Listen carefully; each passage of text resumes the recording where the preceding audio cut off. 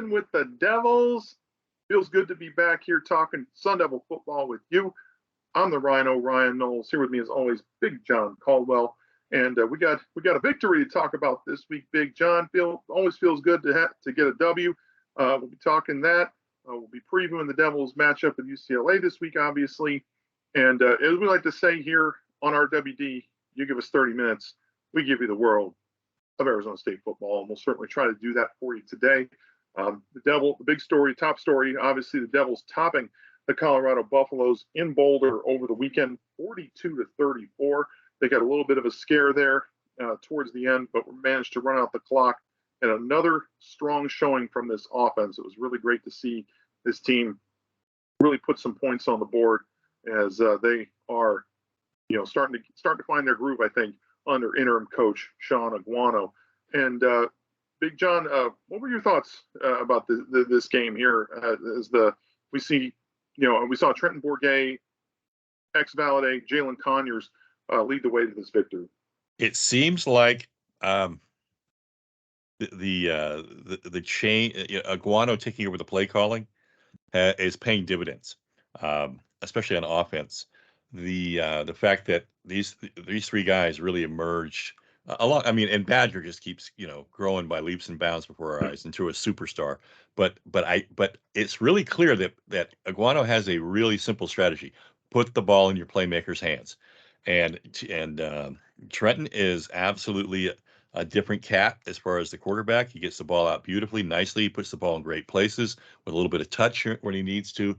But it seems like this team is, to my eye, I mean, I this is one of those intangible things that when I see linemen liking to block for a quarterback like this, the kids like this quarterback. They feel like he's given us the best chance to win. And my sense is that they're not rolling over by any means, folks. This team has got, still got some good, probably better football ahead of them. And I like what, you got X running still. He's running very strong, and God is hanging in there. But the emergence of Jalen Conyers was just, to me, that's like he's been hiding in plain sight this whole time. And but the way that they incorporated the tight end was very refreshing to see, because it seemed like they had kind of gone away from that, especially in Stanford, where no tight end had a catch. Yeah. And you remember when last week I had said to you, I'd been at practice, and I said, I'm not going to give away what they're doing, but everybody's going to like what they see. And that's what at practice, they practice exactly what you saw on the field. Right. Lots of stuff to the tight ends, to Swinson and to Conyers. And the fact they were able to execute it, I think was very key as well. Being able to go to the tight end consistently, I think is a very big part of it should be a very big part of this team, especially with the specimens that they have at tight end, and Jalen Conyers and Messiah Swinson. They've kind of gone by the wayside with Glenn Thomas calling the plays, but since Sean Aguano took over, he's definitely made them more of a priority in the passing game. I think that's that's definitely helped them out and help this offense kind of find its groove a little more.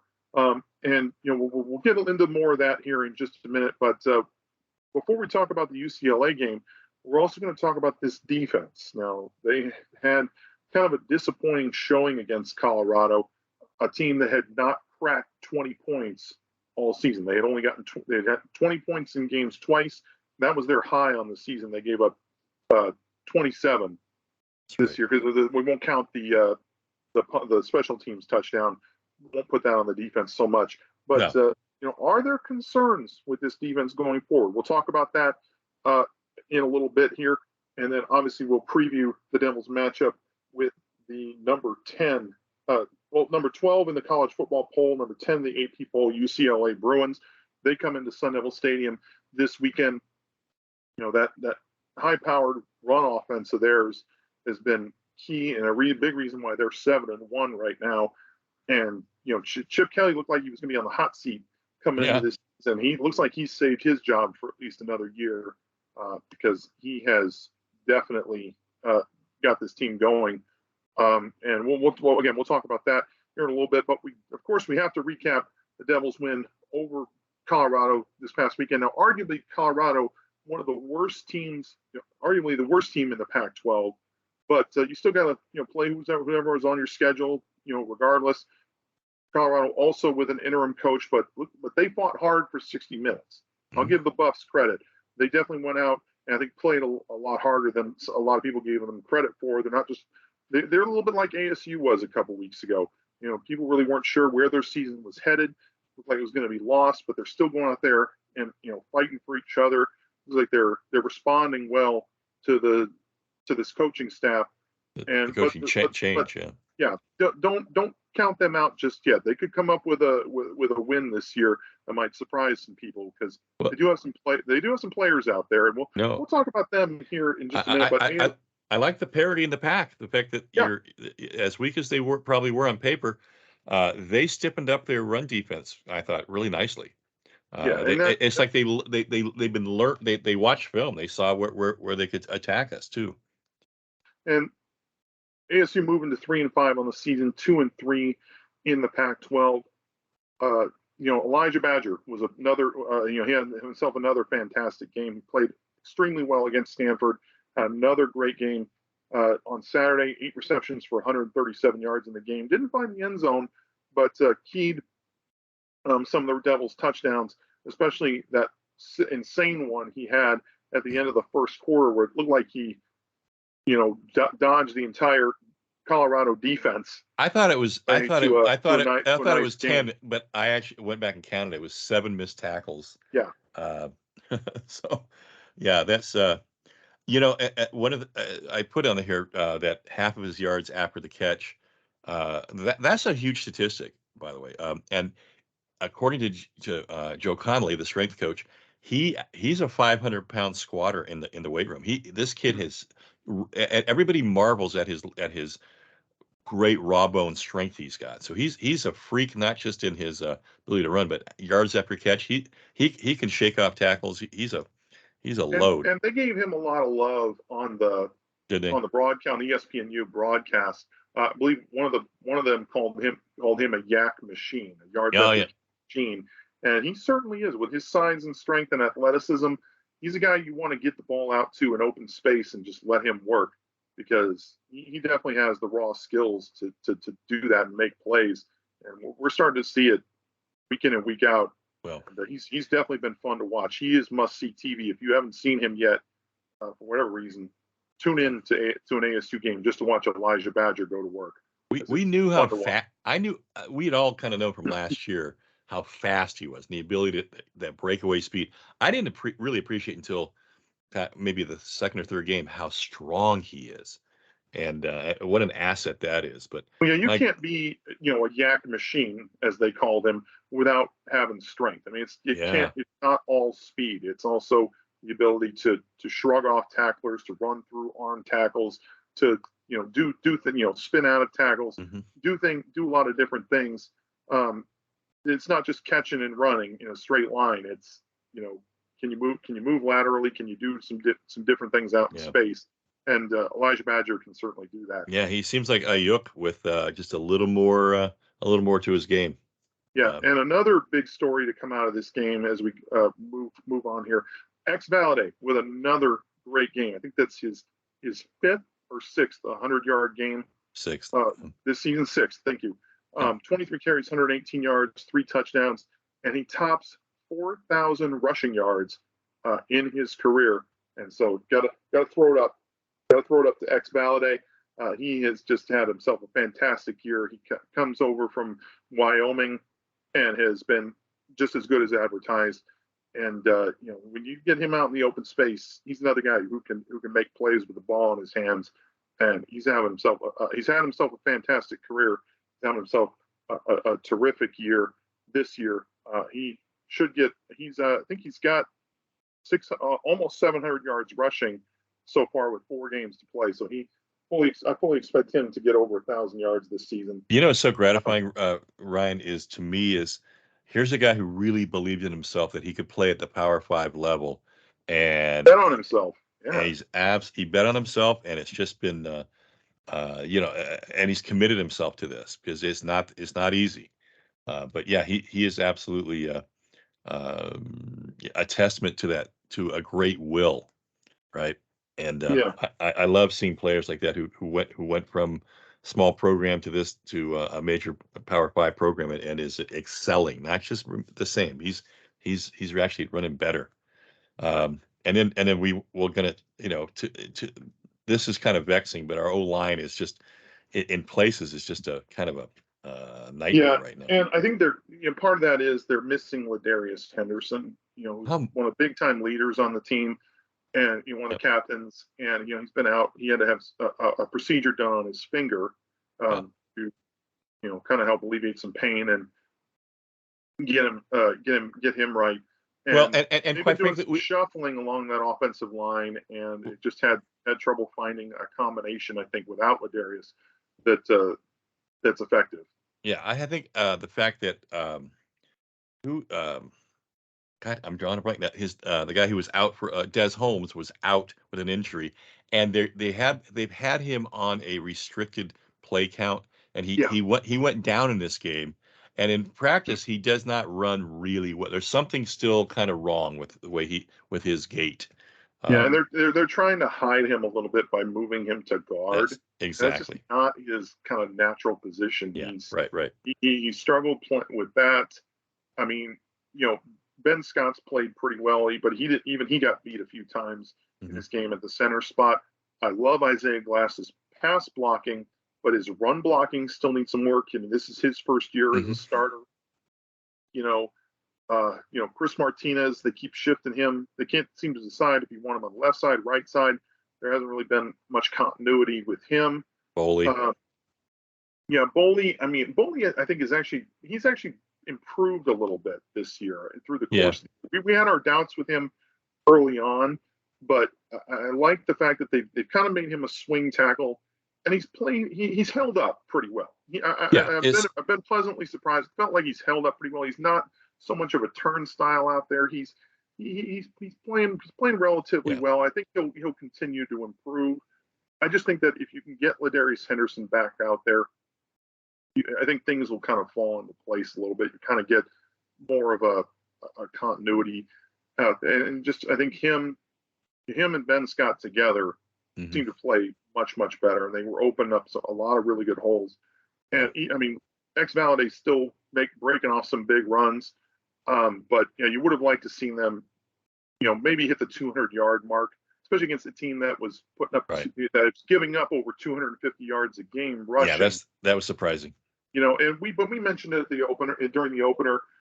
Colorado, I feel maybe shored up some things this week. I mean, they did have some decent size, but you still wanted to see ASU maybe run a little better than they did, and not get. They still got put behind the chains a couple times, and that was something that we were trying to avoid. Right. I mean, Daniel Ngata, we wanted to see him get some more runs, get some more touches, and he ended up with 0 rushing yards on 5 carries. Right. So Yeah. that's a problem. Well, Um, if you go back to UCLA's game last year, this I thought the whole success hinged on the fact that we had two good runners, two effective runners, very much so. and we're going to need two in this game coming up. So we'll get into that in a minute. Yeah, But and well, yeah, that's something else we'll talk about. But mention Ladarius Henderson, and then kind of letting Jordan, the freshman wide receiver Jordan Tyson, uh, burn you the way that he did. well, Five. Yeah, he finished with 5 receptions for 115 yards and a touchdown, including that 58-yard bomb that he caught when he beat Tamarcus Davis. And then that 88-yard punt return touchdown late in the fourth quarter that really kind of brought Colorado back to the brink yeah. of getting back in the game. And That yeah, in case Jordan, in case you're listening, there's something called the portal, and the weather is really great here. And if you like hockey, you're gonna love it here, man. But oh goodness no, sake. but I no, to me he was a a real bright spot for for those guys. Yeah, and Uh, he's turned himself into a big time weapon. And yeah, if as a freshman, I mean, you're going to see him for at least a couple more years. yeah, Scary thought, right? yeah, And he was named Pac-12 Freshman and Special Teams Player of the Week for his efforts. Um, Robbie, good, we'll good, we'll see how he continues to develop, but this was kind of a coming out game for him. he'd had a couple good games this year, but now this was a big time game for him to break out. We made his highlight reel. Yeah. Right. Well, yeah, So, you can't get beat off the line the way Tamarcus Davis did. We talked a little bit about during pre-show about kind of how he's a liability in man-to-man coverage, especially against speed receivers. And I think that you've kind of seen him get less and less snaps, especially with Ed Woods back from injury, Jordan Clark back from injury, Isaiah Johnson kind of playing well. Even he had a brief suspension, but he played in this game.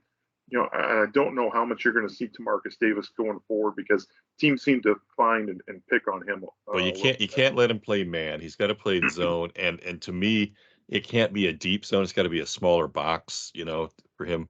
I think he's a good zone defender, but one-on-one, he has a tendency to get beat, especially on deeper routes.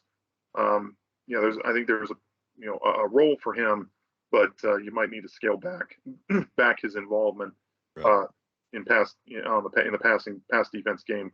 But Coach Aguano's play calling, was tremendous. I think I like the fact that he even stayed committed to the run, even though they were stopped a few times. They still managed to open up some holes here and there.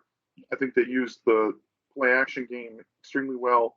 And we mentioned him involving the tight ends. I think was big. He made a point, talking on the radio show last night and to the Valley Athletic Booster Club today, about getting the ball in your playmakers' hands. Yeah. And that's one of his big philosophies as a play caller, and it definitely has paid off. 557 total yards in this game and 42 points. I think kind of says it all. So. And I know there's a lot of people. It's funny how many people have now want to talk to me about, well, how come you didn't play at both halves at Stanford? This will be one of the great questions that'll go down. We'll be asking this for years because that could be very well be the difference between a bowl or not bowl or the coach's future. But I look at that and say to myself, it's clear that coach realized if there was a mistake made, and I didn't like, and I was very vocal with you. I did not like the way it was managed when they decided to play when it was supposed to be a battle, and there was never really a battle. But I do think during the bye week, right? And I do think that though it's been sorted out, roles have changed. Aguano has asserted himself and is his own man now, and he's taking responsibility for it. But so yes, the play calling is a lot different now. According to a coach, Aguano, that Glenn is still up there telling him what he's seeing and what the play 2 and 3 plays down the line should look like. He's still having input on the offense, right? Yes, but it's not. It's still Aguano sort of pulling the trigger on what he wants to see here. But the fact that we've gone up tempo, and instead of this slow down Herm style, stay in the game, hang around, manage pro style, that's over with here. And Aguano made it real clear in that he wants to score as many points as he can. And I know the fans love that. Putting the defense back out there, quite a bit more is something maybe you should rethink at times. Yeah, especially with the depth. But I think that there's a kind of a comfortable middle between the two.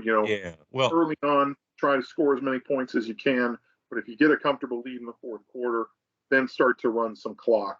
I think that's probably going to be the best way to go. Yeah, the pace, we adjusted that pace, I think, nicely in this game. So they're conscious of the fact that they were. I do like the fact that he was able he didn't get ultra conservative on that last drive.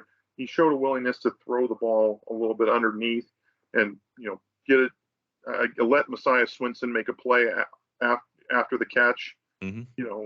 And then stick with the run 2 straight plays, even though the first run didn't work, only got them a yard, opening up a hole for X-Valide on the right side to get that first down and essentially end the game. So I think he noticed some tendencies on that defense, and really adjusted his play calling, which is really what you're supposed to do. You shouldn't have just a play in your head No, that you determined to call, despite what the it defense shouldn't is be showing. down and it shouldn't be down and Separates that separates the great play caller from the average one. Sure. I mean, when and this is what I kind of see Cliff Kingsbury doing, looking at down and distance, and it's not all that too much tendency, not enough match. matchup, exactly, matchup and scheme. And the fact that he also the fact that Badger had such a great game, I think also opened up the field a little more for Giovanni Sanders and Brian Thompson. Thompson especially, I felt like had a nice game. 6 catches for 76 yards. He's mentioned Swinson. He had 3 catches for 55 yards.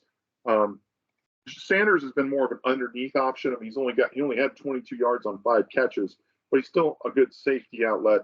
Absolutely. And, somebody who I think the bigger plays will come as teams get more and more wise to Badger and company. Yeah, I'm sorry I didn't get out to practice this week, guys, but I'm not going to tell you what's going on out there, but it's what I love is what they're practicing is exactly translating to the field. It's not like so it's in muscle memory by the time they get out there. And what they're doing is they're still doing lots of developmental work with guys, but our players are being developed right now, which is a nice thing to see. Yeah, and there's certain players that are thriving. I think they're actually getting better. Well, these are them. As the season goes on, all these guys you got on here on the screen: Conyers, Swinson, Sanders, Thompson, all are being developed right now. Yeah. So it's good for them. Yeah. So as we always do here after a victory on RWD, our players of the game presented by Flagstar Bank. For all your mortgage needs, check out xllendingteam.com. And for me, I think it's got to be the quarterback, Trenton Bourget. His first true start. Right.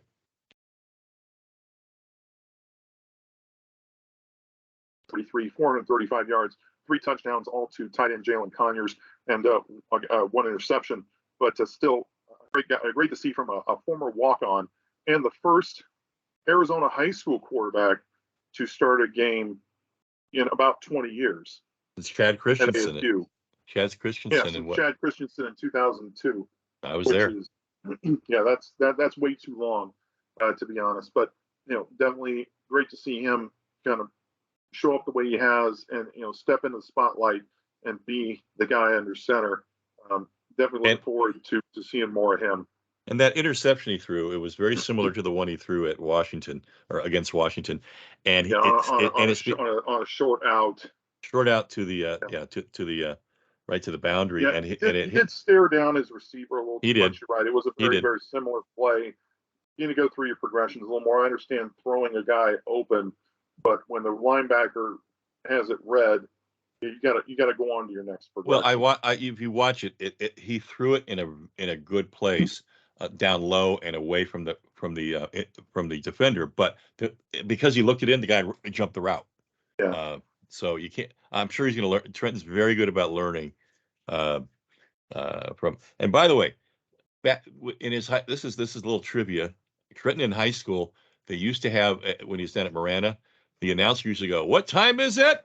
And the crowd would answer back, "It's tea time." Everybody would scream. So it was their thing. I think there are better chants out there. It's tea time. It's tea time. Okay. Whatever. It was a high school thing, Yeah, not the most creative one I've ever heard. Yeah. And then on defense for me, defensive lineman Joe Moore, 4 tackles, 1.5 for loss, and a sack.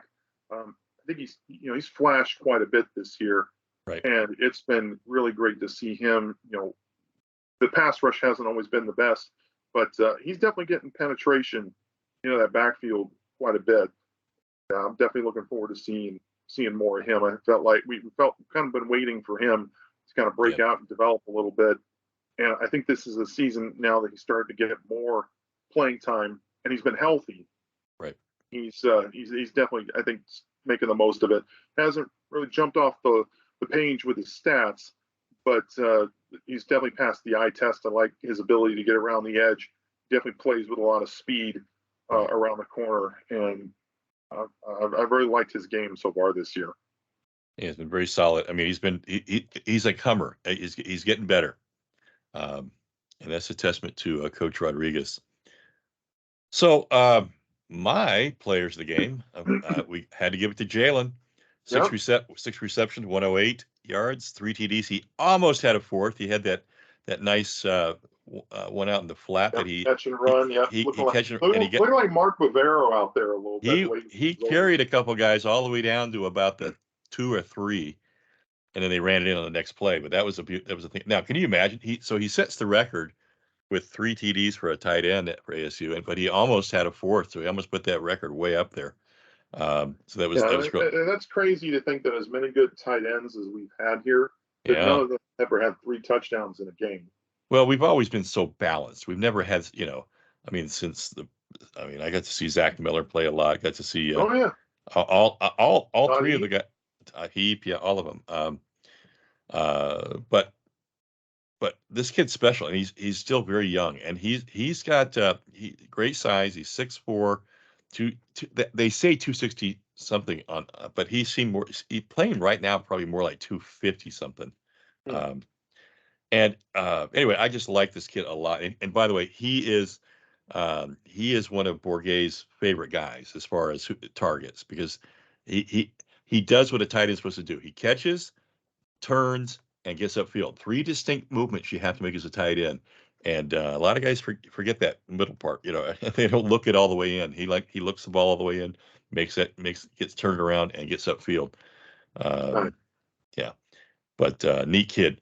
Who transferred in here from Oklahoma. That's right. Oklahoma. I hadn't realized that he was a converted wide receiver. He'd been a receiver in high school, and then only played, converted to tight end when he got to Oklahoma, but only played the position for 1 year there. So he was still learning the spot, but he's really, started to come into his own a little bit when you're able to get him the ball. Well, he likes to eat. He likes to eat. I think he's definitely kind of turned into a nice target. By the way, I was with him on Monday night, and he's got big mitts, man. I mean, yeah. And what you have to as a tight end. Yeah. And you gotta definitely like what you're seeing in the rapport between him and Trenton Bourguet. Certainly. So my defensive player on the purely on a stat basis, Corey Bethley continues to just have. Well, he had a little penalty that was kind of untimely, but he had 9 solos, so he really jumped off the page. And I was real close to naming Merlin because his tackles were more timely and more, and he did have a tackle for loss. But good for Corey. He's another kid. I think he's been a clutch player for us. It was good to see him transfer over, and I like the fact that they use him in a lot of different ways. They'll line him up as a nickel corner at times. Right. They'll drop him into coverage deep. I think him and Chris Edmonds, the other safety, complement each other very well.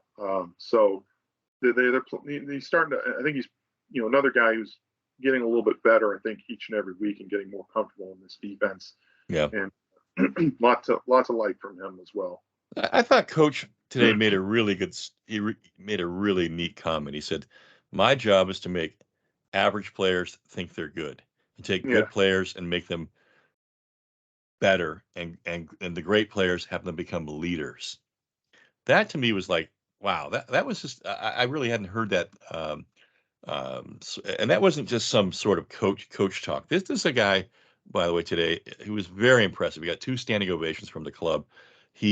But everything he said seemed so genuine, like it was all something he had earned along the way as a coach. These were not, aphorisms or coach speak. This was, I've learned that, and the biggest thing, Coach Aguano, I don't mean to keep going about Aguano here, but I will for a second. That is, he actually has a degree where he went and learned how people learn, how kids learn. They're very developmental and their learning styles, and so every kid is different, and every kid has a different button to push, and he's learned this. So it seems like there's kids who are starting to thrive under him. And so that's why I think that Aguano is doing a good job out there. So we'll get near the end of the season. We'll get into that. Those are our Players of the Game presented by Flagstar Mhm. Bank. And now, before we get into UCLA, though, we wanted to kind of discuss this question. I think a lot of people had in mind about um, ASU's defense, their performance against Colorado. John, do you see that as a concern going forward here? In these next 4 weeks against some teams with some high-powered offenses that can put a lot of points on the board. Well, I think what's going on. Yes, I am. Our lack of depth, our guys up front, not getting a good push, having no real edge rusher per se, and the fact that there's such a body of film out there now. Guys are seeing where they could really offensively where they can attack us. So yeah, it's a concern. The uh, traveling up to Wazoo is going to be. I don't want to think about what the weather's going to be like up there, and how our kids will respond. But it didn't seem like conditioning wise or any of that playing in Colorado affected them at all. Yeah, and Their training the looks altitude, right? their conditioning looked fantastic, looked fine. I didn't see anybody really hurting in the fourth quarter. But no, it's lack of depth. It's lack and getting and certain players like Tamarcus Davis getting picked on. That's still a concern. Um, Not having a consistent edge rusher is kind of a three-headed monster out there Yeah, between no pass rush can it, definitely wear on you over time. well, Um, we haven't developed a consistent blitz either, a way to yeah, and I really was thinking that the heart and soul was our linebackers, and they're still solid, but I do think it's guys getting behind the line, that tight ends getting behind our linebacker. We've been suspect to. People have taken advantage of that. But these are all classic weaknesses of any defense, right? When you don't get a good push, when you don't have a great edge rusher, when you don't have lockdown corners or lockdown safeties, these things are going to happen. Um, but I do think there is a way. We'll get into the specifics and the keys to the game coming up here. I think there is a way to keep this thing in front of us this week and have a chance. Now, but it's a good hot topic, Ryan. It's to me it's um, I want to believe in that we'll find a way. It's oh, just a and this was a defense that just a couple weeks ago didn't give up a touchdown to Stanford. well So I mean, we I like to think that they're just going through yeah. kind of a tough spell because of this lack of depth. They might Mhm. be a little gassed. Teams might be getting a little wise to what they're doing. Well, Any number of things, or a combination of all of them, that have let's not kind of caused yeah this team to be a little to regress a little bit and not be as effective. yeah But that's not to say they can't get back on track with a strong performance against a quality opponent. yeah. I mean, would we be having this discussion if the special teams didn't give up seven? Probably, I think so. um, probably.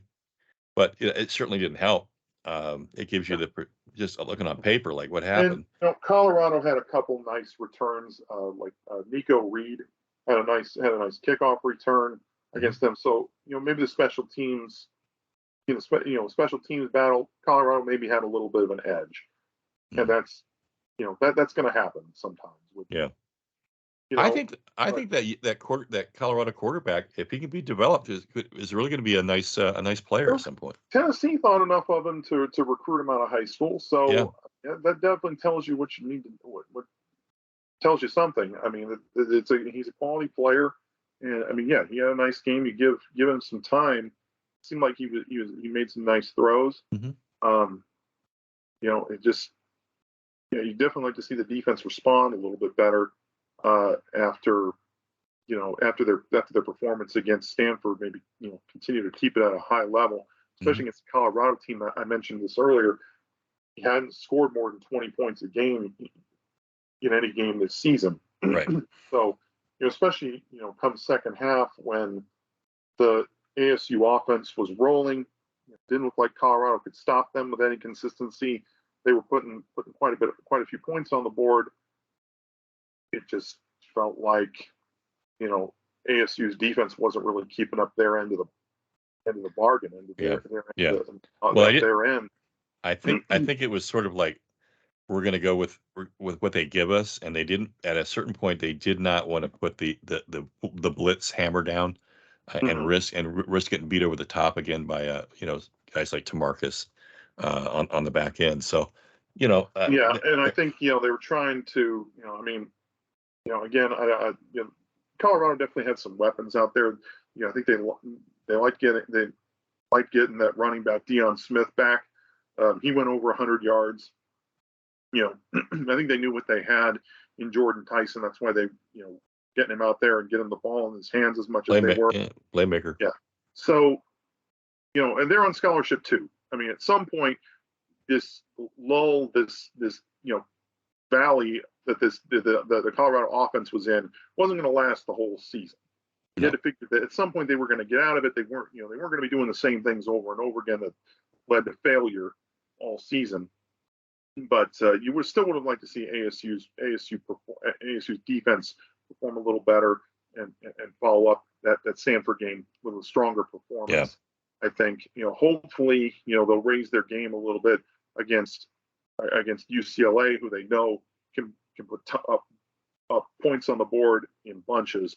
So we got to kind of got to take a wait and see approach, see what the defense looks like this week. I think before we really call it a big concern. Mm-hmm. So, somebody asked Coach this week or today, "You gonna run any trick plays?" Well, he's not about to tell you he's gonna run any trick plays. He's but another thing that he mentioned that I think kind of bears on this conversation. Your philosophies have got to match up both on offense, defense, and special teams. That's if you're aggressive on offense, you've got to be aggressive on defense. And maybe ASU, with this new defensive philosophy and the way that they're, starting to put the hammer down a little bit, go a little more up tempo. Maybe they do something similar on defense.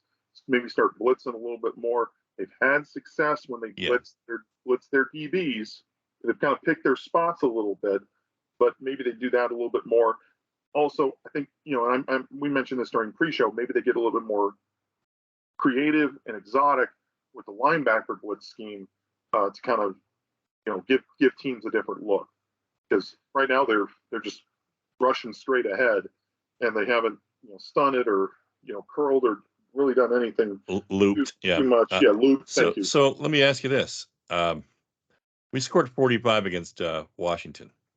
We scored 42 against Colorado. Does scoring a lot?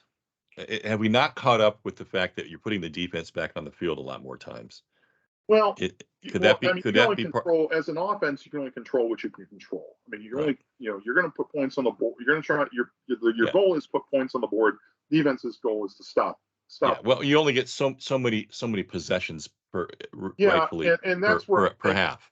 That's where I think maybe mid-third quarter, if you have a decent lead, maybe you take your foot off the gas a little bit, try to shorten up the game a little bit, try to work some clock, especially if you're having any success running the ball. Mm-hmm. And that kind of weighs on the defense too, because if you're the ASU's struggles in running the ball with consistency also weigh on the defense, because if you're not able to run the ball and keep the clock moving, then that puts your defense back on the field just as fast. Yeah. This time without points on the board. Right. So that's another thing that I think weighs on this, and hopefully we'll see this team get back on track when it comes to running the ball, if for no other reason than to take some pressure off the defense. Yeah, you're making me think that and we're going to get the keys of the game in a second here, but that long, sustained, manageable drives that just keep moving the chains rather than big, quick, long, big strikes may be part of the answer here. In that you want to keep. Really been I'm sorry. I mean, we haven't. Go ahead. But this team hasn't really been a big play offense. They haven't really hit the big play a ton. They've been kind of more of a methodical, move the chains. I mean, they've hit some big plays, but not really for touchdowns necessarily. It's mostly been between the 20s. Well, but anytime you get over 40, the fans think, "Oh my God, you're making big plays," or I know everybody likes that. They like the big long strikes and the big long passes, but that's not us right now, right? No, especially with the way the offensive line has struggled at times when it comes to you know being able to being able to pass protect for an Right. extended period of time hasn't really been this team's forte. They've been a lot better at just with Bourget getting the ball out quickly and letting their skill position guys make plays after the catch. Yeah, I mean That's that been you're more their bread and butter.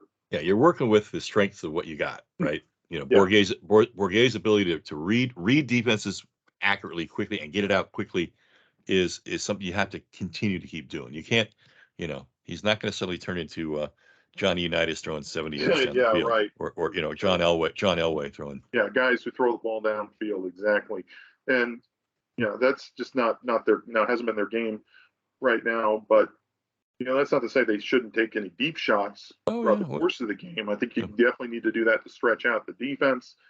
But doing it like 8, 9, 10 times a game might be asking a lot. So, Mm-hmm. well, we'll definitely see how they attack this UCLA defense this week, and what the ASU defense. Hopefully, they have a stronger showing against a UCLA offense that has looked extremely good at times throughout the course of this year. They have a 7-1 record. Head coach Chip Kelly, his 5th season in Brentwood, about a 500 record. It looked like he was going to be. He was on the hot seat coming into this season. Right. Probably saved his job with Yeah, the season that he's had up to this point. well, I think he knew it, and he made some big changes on defense in terms of from a coaching standpoint. Yeah, And that's been a big reason why they're 7-1 right now. That defense has definitely improved from when we last saw them last year mm-hmm. at the Rose Bowl, and but you look at this just paltry schedule when in non-conference. You can see kind of why they're 7-1. They played Bowling Green, Alabama State, and South Alabama all at home. They have already seen Colorado. They did have a couple very nice wins in a row against ranked Washington and Utah teams. I think that Utah game might have been when Cam Rising got hurt, though. He did. That's correct. Yeah. And still a good win, a quality win. Oh, totally. And then they had that, but then they lost their first game to Oregon before bouncing back and beating Stanford last week. But that's still, you see kind of why they're 7-1. They have not played a very strong schedule this season. And I mean, they've only played 2 road games so far. One of them was at Colorado. The other one was their loss at Eugene against Oregon. So this will be their 3rd road game of the season, and they only had 4 all season. They played 8 games at home this year. I'd like to meet the guy who scheduled that. Yeah, I'm gonna say that's an anomaly. Yeah, totally. But I mean, they're still ranked in the ranked in top 15, number 12 in the nation, number 10 in some polls. Yeah. So I mean, they're definitely doing some things right. But you at the same time take it with a grain of salt with where they're at and how they got there. So so you get 8 wins at home, and the fans still don't show up. So it's embarrassing, right? I don't know. That's so weird. I mean, how many college teams have their stadium 45 minutes away from their campus? Yeah, I think that's so weird. It is, and hey, it's been like that for a while, and I don't know if it's ever going to change because I mean, UCLA. Well, here's my point. You want to go to the Big 12, right? With that, they don't travel. That attendance, and the fact that they don't travel, I know exactly. And you're the Big 10, by the way. Big 10, excuse me. And you're not going to get this kind of schedule anymore when you go to the Big 10. Excuse me. Never. I think they're going to be in for a world of hurt. It's going to be quite an adjustment. I mean, I know the big reason why they're going is because USC is going, but that's right, Big 10. I don't know what to make of them going it's there. It still ain't over yet. Who they're scheduling in non-conference, and look at that win over South Alabama. They only won that game by 1 point. I know. Too. So this team, I mean, they definitely put points on the board, but look at the competition, who they faced. I mean, Right. the Washington Utah games were very good, but they caught Washington on a Friday night. That was a Friday night game, and they caught Utah when Cam Rising got hurt. Mm-hmm. So, and then they got blasted by Oregon. So this is just, I got my doubts that this team can be anything. A lot of people were kind of listing what their chances of going to the college football playoff were.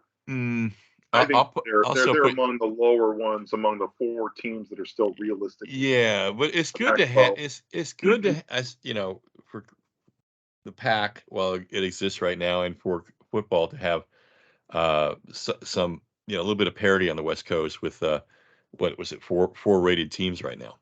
Right.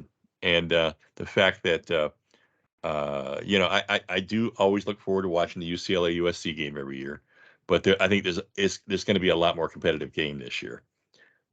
Well, compared to last year, yeah. Compared to last year, yes. USC was a dumpster fire last year. Correct. But yeah, that battle for the victory bell, I think, is going to go the Trojans' way this year. Just USC, they've been able to put points on the board, and their defense is much improved. Don't get me wrong, but I think just from an athlete standpoint, USC has the edge. I think they still have the combination of quarterback and receiver is still that combination is still better than anything. We were talking about before the show started about the top quarterbacks in the game, and as we move into talking about the strength of this UCLA team, their offense, it starts and ends with that 5th-year starter Dorian Thompson-Robinson, and just what he's done, fitting into Chip Kelly's system. Mm-hmm. I mean, you see the numbers there, averaging well over 200 rushing yards a game, over 500 yards of total offense, and almost 40 points per game. This offense has definitely kind of grown into its own after, being a little one-dimensional initially. They were in 2018 when Chip Kelly got there. They had a ton of players transfer out. They looked like they were a one-trick pony with Joshua Kelly at running back, and just that was about it. They had one good tight end. Yeah. But they didn't have very many athletes at receiver, and DTR was struggling to kind of pick up the offense. Next year wasn't much better. He threw 12 interceptions in 2019. Right. So he definitely took his lumps, but you're starting to see the benefit and starting to pay off here with some of the numbers that he's put up has been very impressive this year. Over 70% completion percentage, almost 2,000 yards passing, and 17 touchdowns against just 3 interceptions. Also, he's a dual threat. He's a legit dual threat. 319 rushing yards and 5 touchdowns on the season. This kid can definitely do it all, and he is deadly in the read option game. You definitely got to contain him. You cannot let him get out in the open because he can run a long ways. Well, give him the chance. He's that dangerous guy that if he gets around the edge, watch out. But he can also hit if he reads defenses really well, and he'll hit that A gap or B gap, and he'll take off too.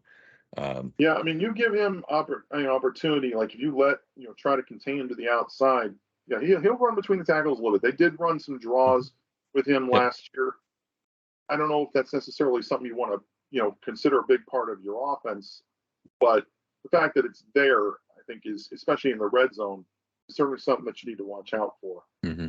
But another breakout player, who we saw last year for this team is their running back, Zach Charbonnet, the former Michigan transfer. He's having a tremendous year, 964 yards. He's going to get well over 1,000, right. 10 touchdowns. He's been a decent receiving threat as well, as you can see. But he's the workhorse. He's the bell cow. He's the guy that they rely on. Much of their offense goes through him and DTR. You'll see Keegan Jones and Colson Yankoff kind of spell him, but fully expect Zach Charbonnet to get over 20 carries in this game, and he's been outstanding for this team. Yep. Since coming over, and they, we thought that their passing attack might take a step back with Kyle Phillips and the tight end Greg Dulcich, both Good. taken off. Dulcich is playing for the Broncos, obviously now. Yep. But wide receiver Casimir Allen was a converted running back, turned himself into a nice target. He's a speedster. He's a guy who can catch the ball underneath and make plays after the catch.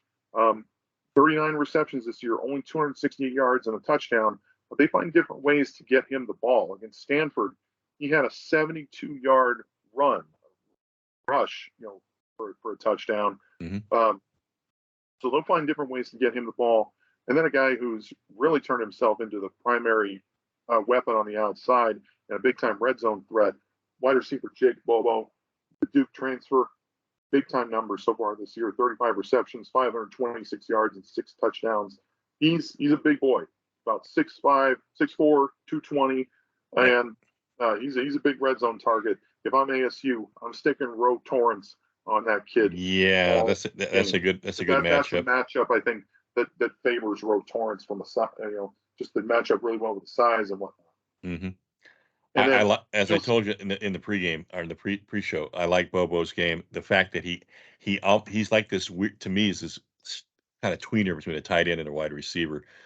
He's got a little better speed, I think, than your average tight end. And he's strong. He's put him on the outside. He probably plays tight end at the next level. But he's definitely a guy that you can put the 50-50 ball up for mm-hmm. and have him go get it against a smaller corner. But against a bigger corner, you really can't do that. No. Like a Ro Torrance. So mm-hmm. that's why I say that. And then Cam Brown, Logan Loya, they've been nice complementary pieces in this offense as well. They've been having some pretty good years, some pretty good seasons as well. And then tight end, it's been a weakness for ASU, and we've seen teams try to incorporate them a little bit more in their offensive attack. And Michael Ezeki and Hudson Hammermell, well, not numbers that are going to jump off the page, they still have been been looked at, been points of this offense. They will go to the tight end a little bit. And then this offensive line is kind of interesting to me because they do have some seniors, especially John Gaines, who's expected to go in first couple rounds of the NFL draft. The other, you got the center, Duke Clemens, is a senior. So is Antonio Mafi at left guard, and then their left tackle, Raekwon O'Neal, was a transfer. He's a senior, and then they got a redshirt freshman, Garrett DeGiorgio on the right side. Mm-hmm. So very experienced offensive line, and certainly one that's been able to open up a lot of running holes for the team, for the Bruins so far this year. They've got weapons. Yeah, it's a balanced team. Now let's talk about defense. Yeah, I mean, there certainly starts and ends with their running attack. That's what I think they're going to try and do first, and then open up the play action. But that's the way that they run at you. Can be a little bit overwhelming. Starting to look a little bit more like those Chip Kelly Oregon teams. Basketball on grass. We actually heard Coach Iguano talk about that today. That's his goal. He'd love to play that style if at some point. But no, I started drilling into just what makes this team different than last year. And to me, it really is the fact that they completely cleaned house on the defensive coaching side. They replaced their coordinator with Bill McGovern from Boston College, and has a very nice pro background. 3 new defensive coaches, plus a couple of those guys are really good recruiters too. And then the prodigal son, Ken Norton, is back as linebacker coach, and it's making a difference. Yeah. And a lot of people remember him as the terrific recruiter with the rival USC. But he's definitely made a difference as the linebackers coach, and we'll explain why here in just a minute. Well, go ahead. The fact that they're only giving up 125 rushing yards per game, I think, is very telling, because that was a big reason why ASU beat them at the Rose Bowl last year. That's not the team. That's not who you saw last year. No, exactly. Their rushing attack was. That was a game that Rachaad White actually got hurt in, but he still managed 69 yards on 9 carries and 2 touchdowns. Chip Trainum had a touchdown in that game as well. But yeah, I mean, granted, you got to take into account the fact that UCLA has played some lesser teams, but still, only giving them 125 rushing yards per game is very impressive, and only 24 points per game is pretty good. We'll see what ASU's offense can muster against this team. But a big reason why this team has been so much improved on defense has been the Hawaii transfer, Darius Wawasow, 52 tackles, and the way that he's being used when they drop their linebackers into coverage has been very, very effective. He's got 2 interceptions on the year, along with 3 pass defended. He's been very effective. He's been, as a middle linebacker, been extremely effective in the passing game, knocking down passes, getting in passing lanes, making a quarterback know where he is at all times. And, even when they don't see him, he's been effective, very, very effective. And as both a tackling machine up, at the line, and then when he drops into coverage. Mm-hmm, mm-hmm. What else we got here? And then, another big story on this defense has been edge Laiatu Latu, Washington transfer, had 26 tackles, 9 tackles for loss, 7 sacks on the season to go along with 3 forced fumbles. He has been just beast on the outside. They're definitely going to need to double up on him. Get a tight end out there, chip with the running back, know where he is, and do everything you can to slow him down, because he's definitely been a force in the pass rush for the Bruins. And then the other linebacker, John Vaughns, converted safety. He's another guy, when they can drop into coverage very, very well. He plays the pass extremely well as a converted safety. Yep. Also with 2 interceptions on the season. He's been extremely effective. I like his game. Well. Yep. And then senior safety Stephen Blaylock, who's been very effective as well, filling up that stat sheet with 31 tackles, 3 tackles for loss, 2 sacks, and an interception. He's just been a force at that strong safety spot. And you pair him with another senior, Mo Osling, at the other safety, and the redshirt freshman corner, Devin Kirkwood. Yeah. Who's also had 4 passes defended this year to go on 27 tackles. This defense, I think, has much improved with the fact they're playing a lot of these younger players. They've had some transfers come in that have been effective, and then they've moved guys around to kind of help fill in roles and that complement the scheme a little bit more. They're definitely much improved from last year with this new philosophy, and a big reason why they're 7-1 right now. This Kirkwood's a pure freshman, right? He's a true redshirt freshman. Redshirt. Okay, so he's been here a year. So and as we move on here, as we like to do to finish up the preview, our keys to the game presented by the Valley Athletic Booster Club. To support local athletics, check out valleyathleticboosterclub.com. Yep. Big Top Golf tournament coming up. It's going to be a blast. Yeah.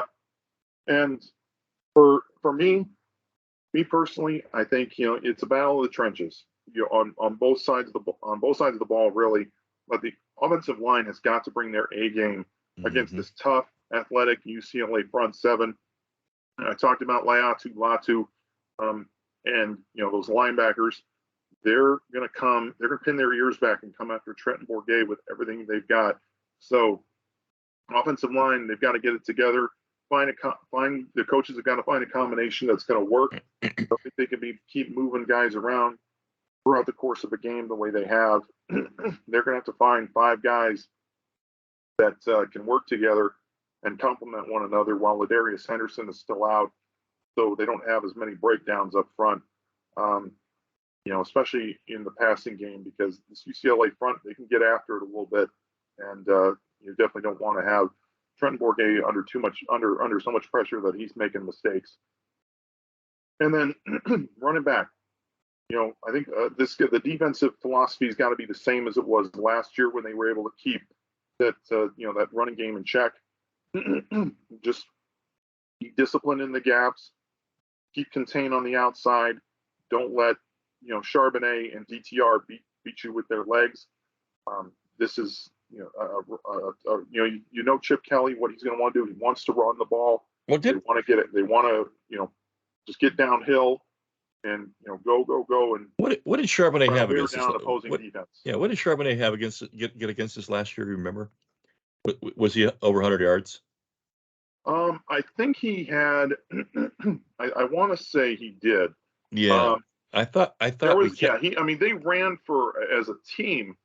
They had more rushing yards than ASU. They had like 169 rushing yards. So, I mean, they had, they were able to run the ball fairly well. It was just ASU, got a couple turnovers. They did some good things on defense, and their offense was able to put up a bunch of points with Ricky Pearsall having 2 touchdowns, and Rashad White had a couple. Chip Trainum had one. They had that big 4th down stop in the big fourth down stop right at the beginning of the 4th quarter in the red zone. So they did a lot of good things in that game. They just made plays when they needed to. They kind of had a bend but don't break type defense. Yeah, I mean, DTR ran for 93 yards in the game. That was the key. Yeah, so, and I mean, but they were still able to keep him in check. He did pass for 235. So that's a win. Yeah, Charbonnet only had 89 yards total. So that's the key. So it sounds like keeping both guys under 100 is maybe one of the big indicators here. Agreed. Absolutely. So hopefully they'll be able to do that. I think that's the big key to me is just keeping keeping control of the trenches on both sides of the ball, and keeping that rushing attack in check. So I picking right up on that. I agree. You got to stop the run. You got to, and to me, it's staying gap sound and not letting DTR get around the edge. You're going to have the occasional fluke, missed assignment here, but I think I think we just hit on it. If you keep them under keep both guys below 100 yards, you got a chance. And then to me, it's I don't know. When you obviously have a team that's very balanced as UCLA is, if you can find a way to get 3 turnovers, which we've been getting consistent number. We're getting turnovers in every game, but we haven't really had a fumble recovery in some time. We've been not. Haven't had a fumble recovery all season. We forced some fumbles. We forced some fumbles. Haven't had a recovery all season. Right, but to my mind, if you can get 3, and you get 3 more opportunities to score, let's say you score, once or twice, especially if they're down, if you flip the field, if you're down, in the red zone, the key to those three turnovers is can you get points off of them. And I kind of get this sense after last week that Bourget will find a way, to put they'll string together a couple of nice plays out of this and get points out of turnover. So I just think that's one of the big ones this week that because we have had moments when our secondary have just been ball hawks and they knock down balls. They make good good coverage. They'll get, they'll get a hand just in the face at the right point, or just kind of, obstruct a lot of passes. So I just think there's an opportunity to make some turnover, create some tips. Guy, I can't stress it enough. If defensive linemen just get their hand, maybe you're not getting pressure, but you get your hands up, great things happen. Balls go up in the air. So you're getting passing lanes. Right. You create opportunities for guys on the back end, definitely. Yeah, and that would be something nice to see. I mean, DTR has not been prone to the turnover this season, but he has in the course of his career. Yeah, so he's thrown get him under pressure, maybe force him into some mistakes. That it's happened before. It can happen again. The fact that we play these guys really almost the identical time of the year from one year to the next. Feels like it's you got a lot of film on them by now. So, totally. So they know. I mean, they should know what to expect. And what do we know what to expect? I think that should be the big key as we get into our score predictions. As we will do every week. And I personally don't think that ASU's defense will be able to contain this powerful UCLA rushing attack. I think it'll be a bit of a shootout. But I got the Bruins coming out on top 41-35. Well, you got us with it, beating the wise guys as far as covering, and that's really one score. Yeah, I mean UCLA's favored by 11. I think it might be a little high. Maybe they get a touchdown there towards the end to kind of help them cover, but I still think UCLA. I still think ASU will make it a game and it'll be closer for most of the contest. We've had a pretty good track record. If special teams has a bad week, they snap right back. They really figured out how to stay in lanes and things a little bit better. So I don't think you're going to see it. I pray that you're not going to see another big gaffe in coverage or lane in the I don't know. UCLA doesn't really have like a burner. Ton of weapons on the kickoff. Casimir Allen has had a good. He's averaging about 26.5 yards per kickoff. Mm-hmm. But Logan Loya is their punt returner, but he hasn't really had any kind of big time return this year. So I'm not too concerned as far as that goes. I don't think they'll have any breakdowns in coverage on special teams this year. Yeah, I'm sorry, but this is college football, and this is still a team that we beat last year, a team we've been competitive with for quite some time. Folks, we've got 51,000 tickets sold, okay? UCLA turned in most of their tickets. They're not showing up. If our crowd gets on this thing and stays in it for 4 quarters, makes a lot of noise, makes it uncomfortable to be out there, as far as how they breaking up the way they communicate. You got that, and like I say, be gap sound, keep DTR under 100 yards. You got a chance. I just don't see a blowout here. I don't see 11 points as being realistic. I would have probably, if I was a wise guy, said 9. You get 7 automatically, right? I mean, if you're a superior team, but we're playing at home, for goodness sakes, and we have this wonderful thing that's happened at ASU about every 3 to 4 years. We play a ranked team, and so in 2019, well, not just any ranked team, a top 10 team. Top 10 team, yes. So 2019, took Oregon out of the chance to play in the college football championship, right? Took it away from them.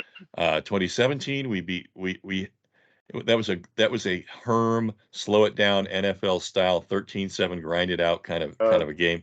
Todd Graham was still the coach then. That's right. That was the last. That's right. And they didn't know what to do with him after that. Yeah. It was like, oh my God, we won.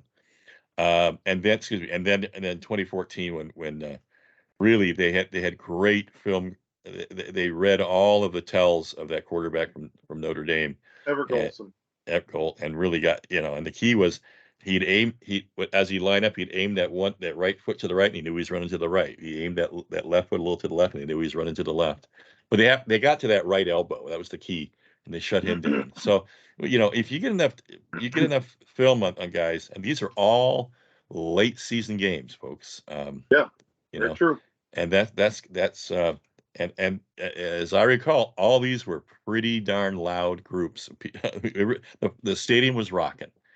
So, and let's see if I remember correctly, Oregon was a Maroon Monsoon game. Yeah. And Washington was a blackout.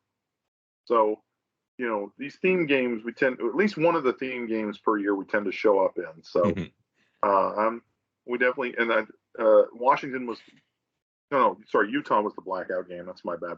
Right.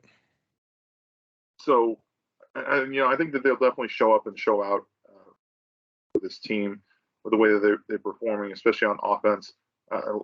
Everybody wants to see a team put points on the board. That's right. It's fun to watch. It definitely makes for a great experience. So hopefully we'll see that this year. Hopefully we'll see that this week. Definitely like ASU to put some points on the board. If they can just keep that UCLA pass rush in check on offense, they should be able to find the end zone quite a bit, I think.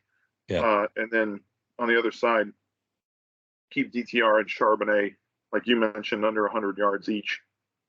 I think that they'll give themselves a puncher's chance. If That's it. That's all you want. That's all you want in this. Yeah. Remember that in ball's a game like this. Yeah, and to be fair, UCLA is only ranked number 10 in the AP. It's really the college football rankings that matter, where they're number 12. That's but right. Still, this is still a game I think that ASU has a chance to win. UCLA struggled. I mean, they haven't really been tested, I don't think, except for Oregon. Yeah. They caught Washington on a Friday game on a short week. They, who else was it? Cam Rising, Utah starting quarterback, got hurt during their game. So, and they've been coddled a little bit playing 8 home games this year. They weren't tested during the non-conference schedule. So, let's see what if ASU comes out, has a fast start, punches them in the mouth early.